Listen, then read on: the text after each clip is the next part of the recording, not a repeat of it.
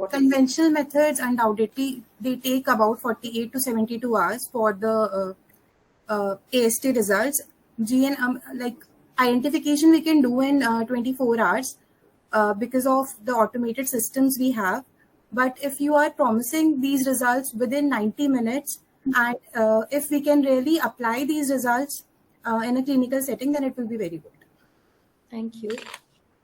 Okay, so my another question is with Dr. Kavita. How frequently you observe infection in your obs gynae patient? Yeah, so first of all, thank you for having us here.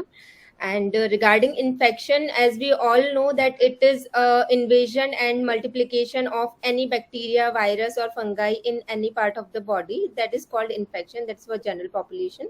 But in our obs and gynae, particularly to our department, in our daily practice, what we see the most in common infection is vulvovaginal infections, which is candidiasis.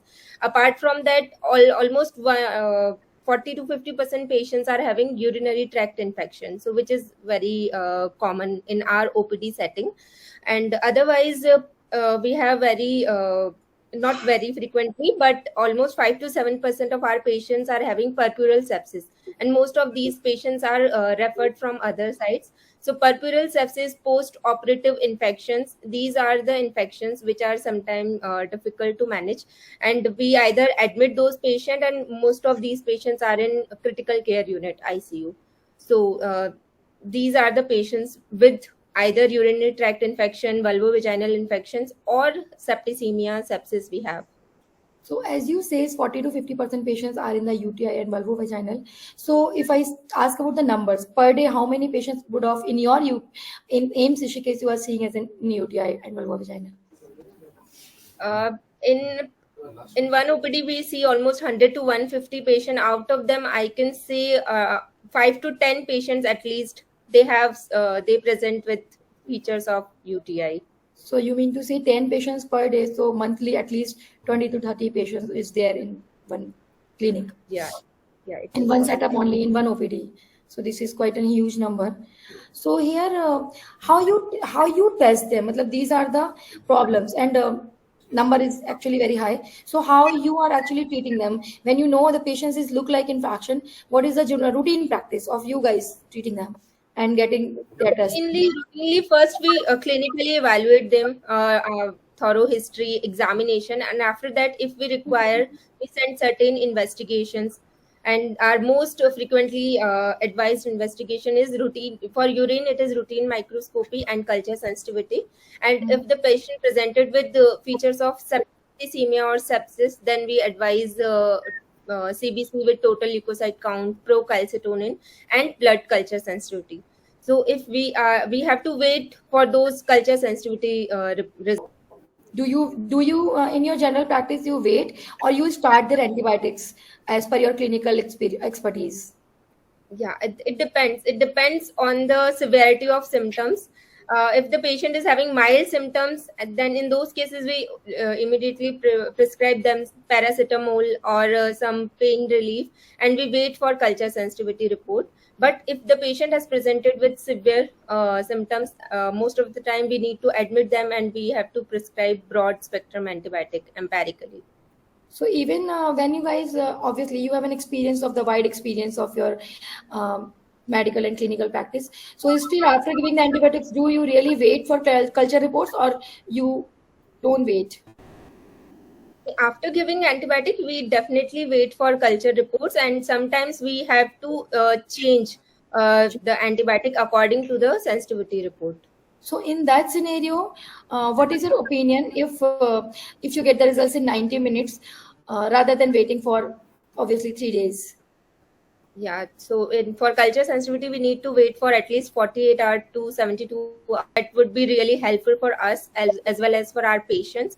Are correlating with culture sensitivity results, which will come out with this study analysis. So if the results are correlating, so as per these, we can advise right antibiotic within 1 or 2 hours, and that would be very beneficial for the patient.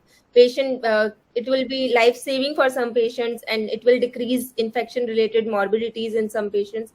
So yeah, it will be helpful. It will be helpful for all healthcare practitioners. Thanks for your input.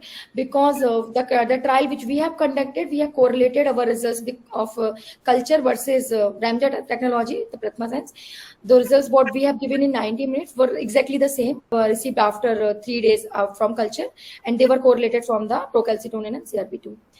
So what is the frequency of antibiotics and OPD cases in general when the OPD patients are there? So what is the frequency of OPDs? मतलब you said if it is the 40-50% patients, तो आप antibiotics prescription का क्या frequency रहता होगा आपका? In cases of urinary tract infection, we usually advise antibiotics. Mostly we advise nitrofurantoin because it is the most sensitive antibiotic.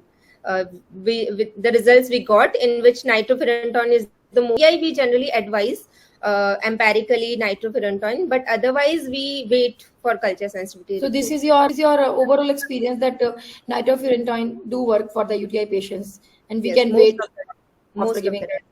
Okay.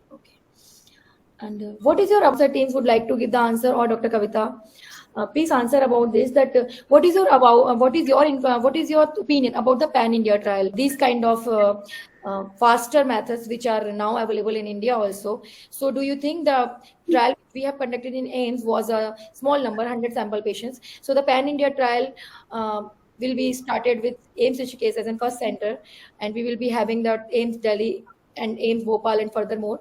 So what is your opinion about how it will it be helping during the Pan India trial? Taking only 100 samples will not represent the entire population. So it is really like we should go for a pan-India trial. And as a microbiologist, yes, Dr. Kapita, please. Yeah, I was just saying that multi-centric study is always preferable than a single-centric study. And at the end of the study, after this Pan-India trial, you will be having a larger data and to evaluate. And also you can compare the results of different locations.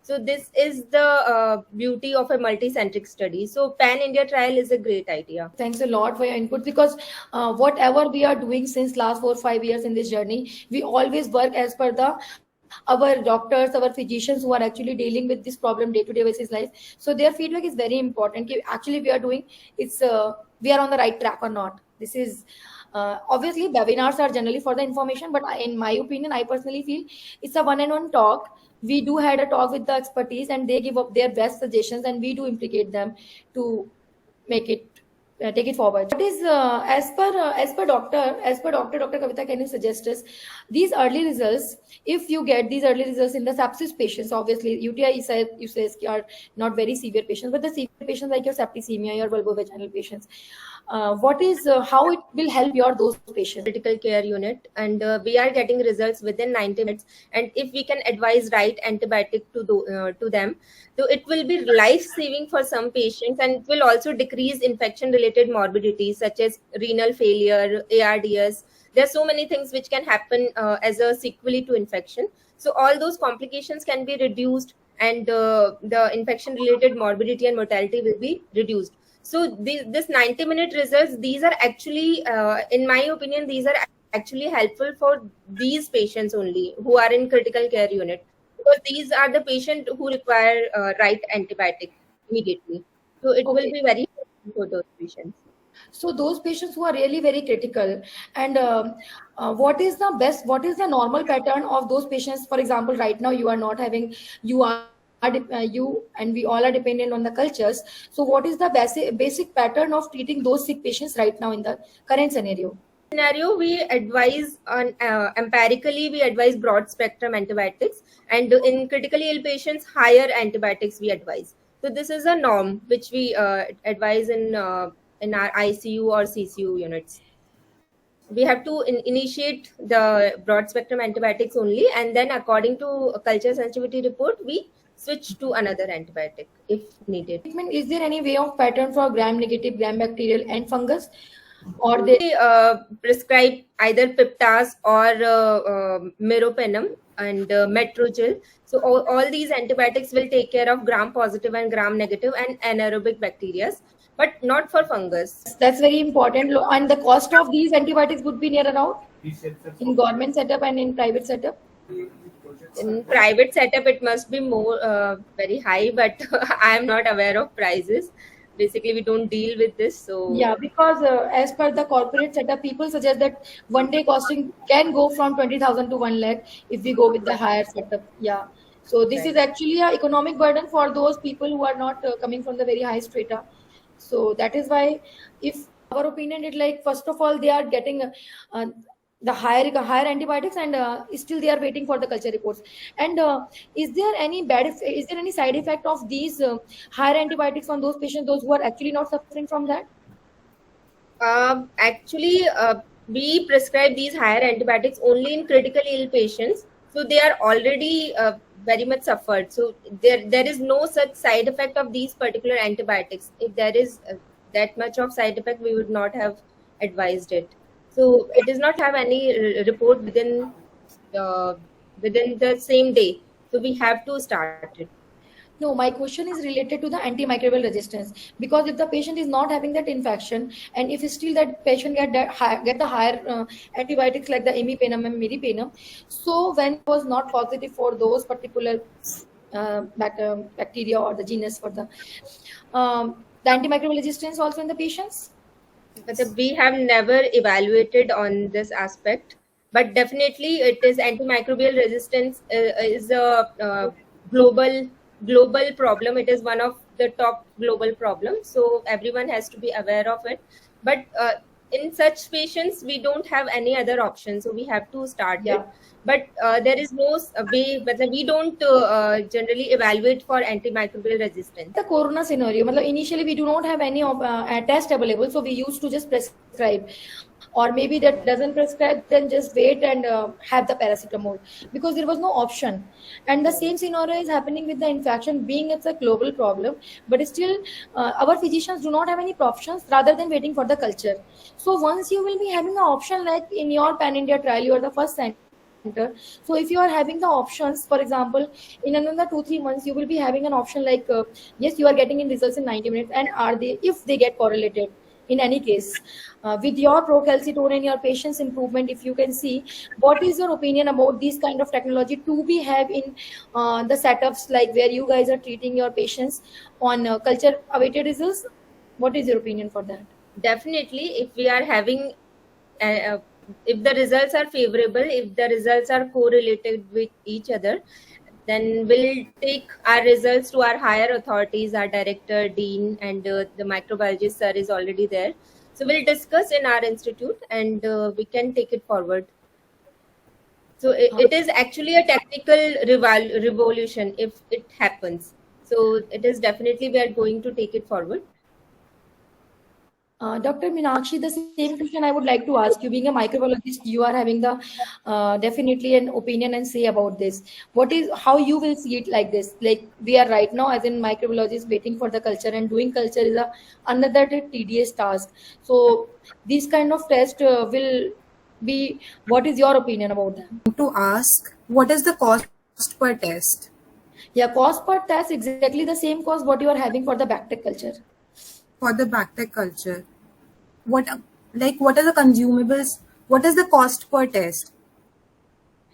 Is it around 200, 250? It is around 200 to 50 rupees per particular test. Then yeah. it will be good. Then it will be good now. That is why I'm saying, when, because this, it will be costing near about the same range what you are actually taking for per particular species and patient. So this will be like this. For the UTI patients, you will be getting this way. Yeah. Thanks, Dr. Min. If you are getting the same results of the Bactec versus Remja, so what you will be prefer? अगर आप results मिल रहे हैं, मैं just सोच रही हूँ ऐसा कि ऐसा हमारी ट्रायल के बाद हो. What is your opinion? Because another 5 years I know कि वो फिर भी कल्चर के साथ और QPCR के साथ कोरिलेट होंगे, but would you go for that too also? Of test Ready to say anything. Okay. Our seniors for that. Dr. Kavita, because you are the clinician who will be having these patients, any particular criteria what you want to have in the clinical trials, because the patients and for their benefit. Criteria for like inclusion criteria for the study? Yeah, inclusion criteria would patients who are what is criteria and say yes for that. आपने 3 categories UTI है, vulvovaginal है, and all these patients are there. So you want to have one sort of or all of them together. So as per our discussion, I think we have decided for UTI patients and the women who are having septicemia or purpurial sepsis. So in those we'll go for blood culture sensitivity, and UTI patients will go for urine but like culture sensitivity versus Ramja technology. Okay. Yeah. Last two questions. How do you see Prathamasense using scenario in the hospitals? These questions we have already discussed in length. So I'll go for the next session. Next question. Please tell our audience when someone should take the antibiotics, because this is the webinar which we generally do for the really normal awareness of the antibiotic, about the antibiotics. Patients doesn't know. Most of the time they just feel like to having antibiotics is the final and good scenario and ठीक हो गया फिर वो अगले दिन छोड़ देते हैं. So we have an opportunity to talk to a senior doctor from AIMS Rishikesh. So Dr. Kavita, can you just guide our audience how and when they should take antibiotics and when they should not take, in general opinion? So generally for a general population, they should not take antibiotics on their own, and antibiotics should only be taken when it is prescribed. And even as healthcare professional, we also should not take antibiotic in the first scenario. If the symptoms, it mostly the symptoms are because of viral infection, so we should just wait for 3 to 5 days. If the symptoms are not resolved, then as per the physician guidance, you should take antibiotic, because taking antibiotic too often or taking the wrong antibiotic both will lead to antimicrobial resistance. Again, we as an individual, we all have to take some measure to avoid, to prevent antimicrobial resistance. So antibiotics should not be taken on their own, and like as I said, only after 3 to 5 days, if symptoms are not resolved, then it has to be taken on the physician's advice. Thanks. I generally ask this question in all my webinars because most of the time the doctors and physicians are there. So even our impact may not be that impactful. But when a physician speaks, people do listen. So I want whoever will join my webinar or maybe listen after on YouTube, they should understand the importance of antibiotics prescription should be taken only on the only while discussing with the physicians. Should not take the frequent antibiotics. It do lead harm to their body. Right. So thanks a lot for this particular suggestion and advice. And I would like to say thanks to all of you who all are joined us. Dr. Kavita, Dr. Meenakshi, Sakshi, and Dr. Balram, sirs also, whenever he is there.